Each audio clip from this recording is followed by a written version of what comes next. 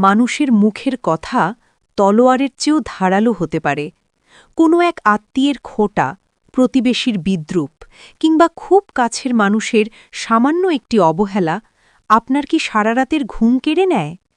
আয়নার সামনে দাঁড়িয়ে কি আপনার মনে হয়, আমি কি আসলেই এমন? কেন সবাই আমাকে নিয়ে এভাবে কথা বলে? বোন আমার, আজ আমি আপনাকে এমন কিছু ধ্রুব সত্য কথা বলবো, যা শুনলে আজ থেকে মানুষের কথা আপনার কানে পৌঁছালেও মনে গিয়ে আঘাত করবে না। আজ আমরা জানব কিভাবে নিজের মানসিক শক্তিকে পাহাড়ের মতো মজবুত করবেন। ভিডিওটি শেষ পর্যন্ত দেখুন, কারণ শেষে আমি এমন একটি পয়েন্ট বলবো যা আপনার আত্মবিশ্বাসকে কয়েক গুণ বাড়িয়ে দেবে ইনশাল্লাহ। প্রথমেই একটা কথা মনে রাখুন, মানুষের মুখ আপনি কখনোই বন্ধ করতে পারবেন না। স্বয়ং মহান আল্লাহ, যিনি আমাদের সৃষ্টি করেছেন, মানুষ তাঁকেও নিয়ে কথা বলতে ছাড়ে না। আমাদের প্রিয় নবীজি সাল্লাল্লাহু আলাইহি ওয়াসাল্লামকে নিয়ে মানুষ কত কটু কথা বলেছে। তবে আমরা কে? মানুষ আপনাকে নিয়ে কি বলছে সেটা আপনার চরিত্রের পরিচয় নয়, বরং সেটা তাদের রুচির পরিচয়। যে মানুষটির ভেতরে বিষ আছে, সে বিষই উগরে দেবে। ভিডিওটি ভালো লাগলে এখনই লাইক দিয়ে দিন, কারণ আপনার একটি লাইক অন্যের কথায় ভেঙে পড়া কোনো বোনকে আজ শক্তি যোগাবে। কেউ আপনাকে অযোগ্য বললেই কি আপনি অযোগ্য হয়ে যান? কখনো না। আপনি কি জানেন, আপনার মূল্য নির্ধারণ করার অধিকার আপনি অন্যদের হাতে তুলে দিয়েছেন বলেই আপনি কষ্ট পান?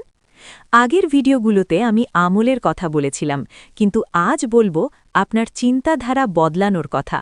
যখন কেউ আপনাকে আঘাত করে কথা বলবে, তখন মনে মনে ভাবুন, আল্লাহ আমাকে যেমন বানিয়েছেন আমি তাতেই খুশি।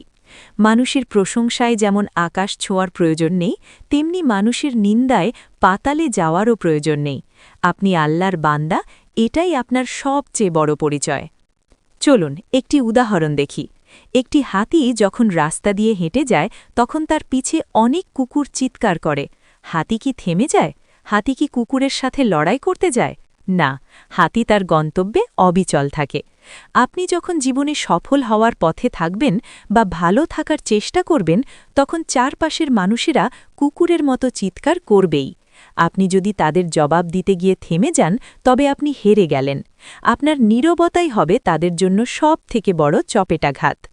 যারা এই ভিডিওটি এখনও দেখছেন, তারা কমেন্টে লিখুন, আমি শক্তিশালী, যাতে আপনার মন এই কথাটি বিশ্বাস করতে শুরু করে। আল্লাহ কোরআনে বলেছেন, লা তাহজান ইন্নাল্লাহা মাআনা, অর্থাৎ দুঃখ করো না, নিশ্চয়ই আল্লাহ আমাদের সাথে আছেন।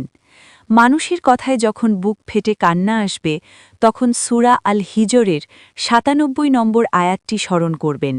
আল্লাহ সেখানে নবীজিকে বলছেন, আমি জানি তাদের কথায় আপনার অন্তর সংকুচিত হয়ে যায়। আল্লাহ স্বয়ং যখন আপনার কষ্টের কথা জানেন, তখন মানুষের সার্টিফিকেটের আপনার কি প্রয়োজন? অন্যের কথায় কষ্ট পাওয়া বন্ধ করার সবচেয়ে বড় আমল হল হাসবি আল্লাহ, অর্থাৎ আমার জন্য আল্লাহই যথেষ্ট। বোন আমার, আজ থেকে প্রতিজ্ঞা করুন, আপনার মানসিক শান্তির চাবিকাঠি আর কারো হাতে দেবেন না। মানুষ যা বলে বলতে দিন। আপনি আল্লাহর পথে হাসি মুখে আপনার জীবন চালিয়ে যান। চ্যানেলটি সাবস্ক্রাইব করে বেল আইকনটি বাজিয়ে রাখুন, যাতে আমরা সব সময় আপনার পাশে থাকতে পারি। ভিডিওটি শেয়ার করুন সেই প্রিয় মানুষটিকে, যার মনে আজ একটু শক্তির প্রয়োজন। আল্লাহ আমাদের সবাইকে ধৈর্যশীল ও মানসিকভাবে শক্তিশালী হওয়ার তৌফিক দিন। আমিন।